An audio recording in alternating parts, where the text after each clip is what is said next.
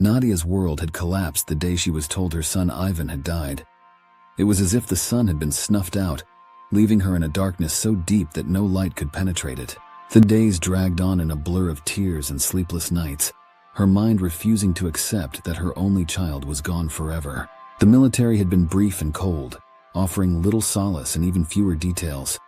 They claimed he had died of a heart attack and had been buried in a far-off military cemetery due to the ongoing war. But something didn't sit right with Nadia.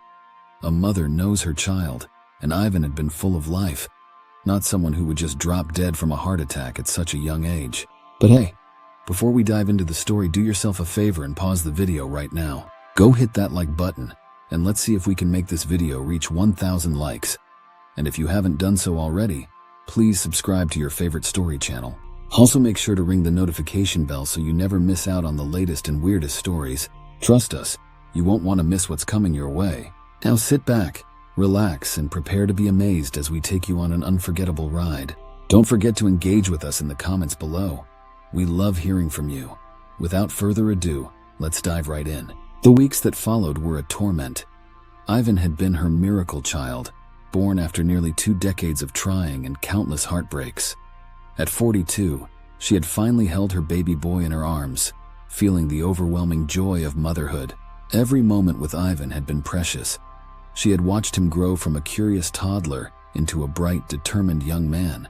His decision to join the military had filled her with pride, though it had also planted a seed of fear in her heart. Now, with him gone, that fear had blossomed into an all-consuming grief. Nadia's house, once filled with Ivan's laughter and the noise of his activities, now felt like a tomb. She wandered the empty rooms, touching his belongings, inhaling the faint scent of him still lingering on his clothes. The silence was unbearable, broken only by her occasional sobs. Her neighbors and friends offered their condolences, but their words did little to comfort her. The only person who seemed to understand her pain was Sasha, Ivan's girlfriend. The young woman had been just as devastated by the news, and the two spent hours together, sharing memories of Ivan, trying to make sense of the tragedy. But as time passed, Nadia's grief began to mingle with doubt. The military's account of Ivan's death was riddled with inconsistencies. The death certificate they eventually sent listed pneumonia as the cause of death, not a heart attack. The fact that Ivan had been buried without her even being notified, let alone allowed to see his body, gnawed at her. And then there were the discrepancies at the gravesite, the wrong birth date, the misspelled surname. Nadia's heart told her that something was terribly wrong, that her son's death was not what it seemed. Desperate for answers, Nadia and Sasha traveled to the military base where Ivan had been stationed. They were met with resistance at every turn. The officials were dismissive, refusing to exhume the body or conduct an autopsy. But Nadia was relentless. She begged them, tears streaming down her face, to let her see her son's grave, to give her the closure she so desperately needed. Finally, a weary officer agreed to let them visit the gravesite, hoping it would put an end to the grieving mother's relentless questioning. When they arrived at the cemetery, Nadia's heart sank even further. The tombstone, with its incorrect details, stood as a stark reminder of the unanswered questions surrounding Ivan's death. Something was terribly wrong, and Nadia knew she couldn't leave without knowing the truth. That night, as she and Sasha returned to their hotel, Nadia made a decision. She would dig up the grave herself if she had to. She had to know if her son was truly resting there. With Sasha's reluctant agreement, they sought out 2 homeless men and paid them to help dig up the grave.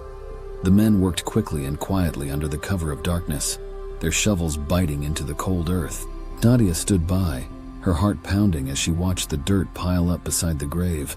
After what felt like hours, they finally reached the coffin. Nadia's hands trembled as she reached for the lid. With a deep breath, she flung it open, expecting to see her son's lifeless body. But what she found instead made her blood run cold. The coffin was empty, save for a dead cockroach. Nadia stared in shock, unable to comprehend what she was seeing. Where was Ivan? What had they done with her son? Nadia and Sasha immediately went to the police, and an investigation was launched. The truth that emerged was both shocking and heartbreaking. Ivan had not died of a heart attack or pneumonia. He and his fellow soldiers had been sent to the front lines, despite being new recruits. Faced with the horrors of war, The young men had panicked and tried to flee. Ivan had gone missing, and when the military couldn't find him, they decided to cover up their mistake by declaring him dead. They faked his death certificate and buried an empty coffin, hoping to avoid scrutiny. The revelation sent shockwaves through the military and the local community. The officers involved in the cover-up were court-martialed and dishonorably discharged. But for Nadia, the truth brought little comfort. Her son was still gone, and she had no idea where he was or if he was even alive. Months passed, and Nadia's grief deepened. The hope that had sustained her through the investigation slowly withered away. She spent her days lost in memories, clutching Ivan's photograph, wondering what had become of her beloved son. Every knock on the door sent her heart racing, but it was always just a neighbor, a friend, or a delivery man, never Ivan. But then one day her prayers were answered. A knock at the door startled Nadia from her reverie. She opened it, and there, standing before her, was Ivan. He was thinner, paler, and there were dark circles under his eyes. But it was him, her son, alive and standing on her doorstep. Tears of joy and disbelief streamed down Nadia's face as she reached out to touch him, to make sure he was real. "Mama, it's me. I'm home," Ivan said, his voice hoarse and filled with emotion. Nadia pulled him into a tight embrace, her heart overflowing with relief and happiness. Ivan explained that he had been captured by enemy forces during the war. He had spent months in captivity, enduring unimaginable hardships, but he had never given up hope of returning home. Finally, after a prisoner exchange, he had been released and had made his way back to her. For Nadia, Ivan's return was nothing short of a miracle. The nightmare was over, and her son was alive. She nursed him back to health, feeding him, caring for him, watching as he slowly regained his strength. The bond between mother and son, already strong, grew even stronger as they navigated the difficult process of healing from their shared trauma. In the months that followed, Ivan enrolled in college, determined to build a new life for himself. He chose to study medicine, inspired by the doctors who had cared for him during his captivity.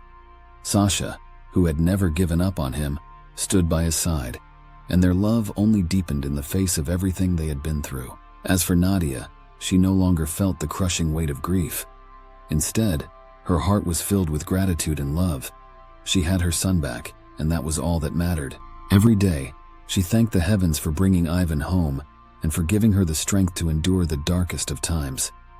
She knew that the road ahead would not be easy, but as long as they were together, she was confident that they could face anything.